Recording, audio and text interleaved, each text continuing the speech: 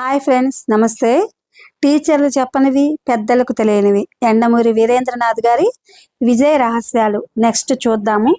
చదువుకి గంట ముందు చాక్లెట్స్, కూల్ డ్రింకులు, ఫాస్ట్ ఫుడ్స్, ఐస్ క్రీములు, కేకులు తినకూడదు. మన శరీరం వీటిని గ్లూకోజ్గా మార్చకపోతే దాన్ని డయాబెటిస్ అంటారు. శరీరంలో ఉత్పన్నమయ్యే ఇన్సులిన్ ఈ విధంగా మనం తినే కొవ్వుని, షుగర్ని గ్లూకోజ్గా మారుస్తున్నప్పుడు ఆక్సిజన్ విపరీతంగా ఖర్చు అవుతుంది. అందుకే ఆ సమయంలో నిద్ర, బద్ధకం, కాస్త తలనొప్పి, దాహం ఎక్కువగా ఉంటాయి. పరీక్షల ముందు 15 రోజుల నుంచి వీటిని మానేయడం మంచిది. తింటున్నప్పుడు నాలుకపై ఉండే రిసెప్టర్స్ ఇక చాలు అనే భావాన్ని మెదడుకు పంపుతాయి. ఈ విధంగా నరాలన్నీ పనిచేయకుండా చేసే నెగిటివ్ గుణం కొన్ని పదార్థాలకు ఉంది. ఉదాహరణకి మీరు 5 లడ్డూలు కానీ 4 మైసూర్పాకు ముక్కలు కానీ ఏకబిగిన తినలేరు. ఒకటి తినగానే నాలుక పైన ఉండే ఎండార్ఫిన్స్ సంతృప్తిని కలిగించే భావాన్ని మెదడుకు ట్రాన్స్మిట్ చేస్తాయి. కానీ పచ్చిమిరపకాయ బజ్జీలు అంటే మిర్చి బజ్జీ ఒకటి తినగానే మరొకటి తినాలనిపిస్తుంది. మరోలో చెప్పాలంటే ఆ పులుపు, కారంలో ఉండే రసాయనం దీన్ని కాప్సోకైసిన్ అంటారు. నాలుక పైన ఎండార్ఫిన్ ప్రభావాన్ని తాత్కాలికంగా తగ్గిస్తుంది.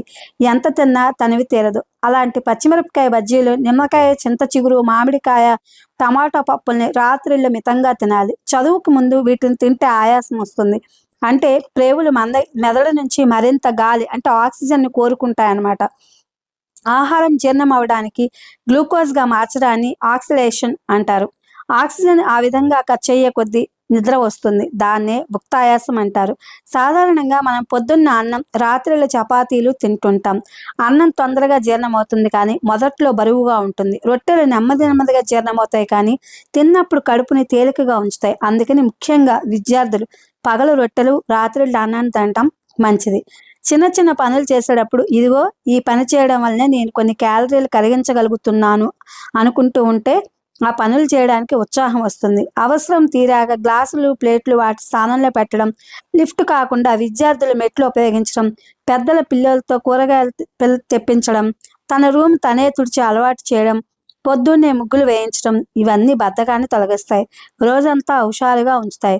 4 సార్లు మెట్లకి దిగడం వల్ల 120 క్యాలరీలు, గంట సేపు గోడకేసి తలబాదుకోవడం వలన 150 క్యాలరీలు ఖర్చు అవుతాయి.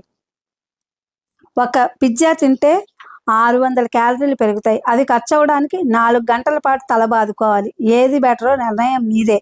ఇదంతా చదివాక ఎందుకింత బతకడం అని మీకు అనిపించవచ్చు. విద్య విద్యార్థి జీవితంలో తప్ప మరెప్పుడు ఇంత హాయిగా తినగలమని మీరు వాదించవచ్చు. అందుకని వారానికి ఒకరోజు చదువుకి, తిండి నిబంధనలకి సెలవు తీసుకోండి. ఆ రోజు మీ ఇష్టం